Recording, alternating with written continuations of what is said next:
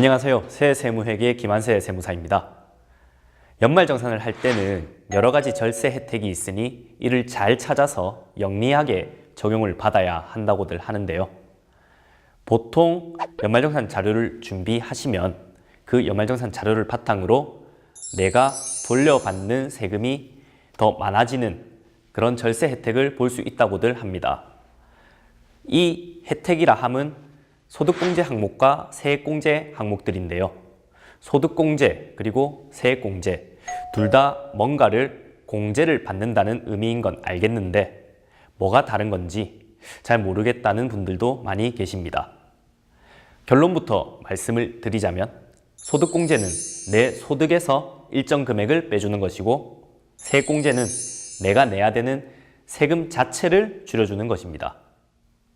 언뜻 듣기에는 당연히 세액 자체를 줄이는 것이 훨씬 더 절세 효과가 클 것이라고 생각이 되기도 합니다만 앞으로 살펴볼 내용에 따르면 그것은 단언할 수 있는 부분은 아닙니다. 둘 중에 어떤 것이 더 유리한 것인지 개개인마다 다르고 공제 금액마다 다르기 때문인데요. 왜 그런 건지 그 원리에 대해서 한번 알아보도록 하겠습니다. 연말정산 계산 구조에서 소득공제와 세액공제는 각각 이렇게 위치를 하고 있습니다. 즉, 아래로 내려갈수록 우리가 내야 되는 세금이 계산이 되는 이 구조에서 소득공제가 더 전단계, 세액공제는 더 후단계에 위치하는 것인데요. 주목해야 되는 기준은 이 세율입니다. 즉, 소득공제는 이 세율이 적용되기 전 단계이고 세액공제는 세율이 이미 적용된 후단계라는 것이죠. 우선 세율에 대한 설명부터 하도록 하겠습니다. 연말정산에 적용되는 세율은 종합소득세율입니다. 이 종합소득세율은 소득공제를 하고 난 결과인 과세표준의 금액에 따라서 다르게 적용을 하는데 이렇게 과세표준이 클수록 세율이 높아지는 것을 누진세율 구조라고 합니다.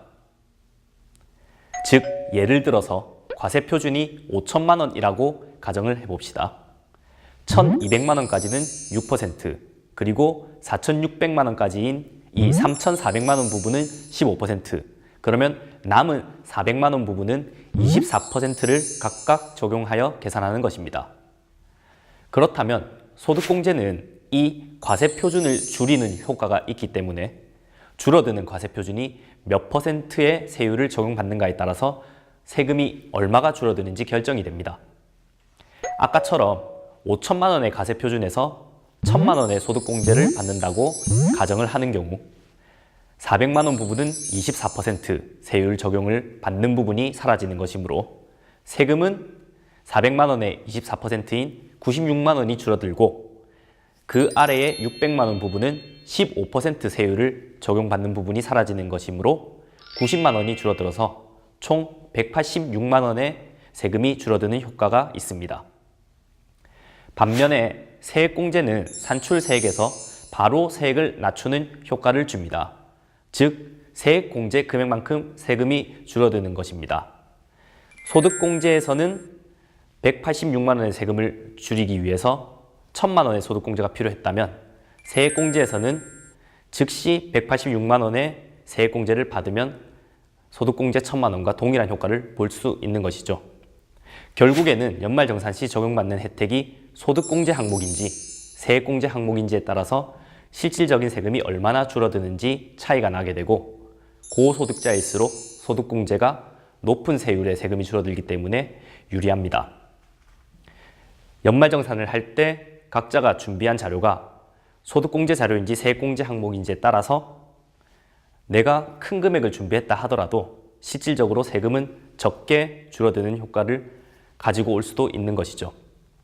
지금까지 소득공제와 세액공제의 차이 그리고 개념, 어떻게 계산이 되는지 그 원리에 대해서 확인을 해보았습니다.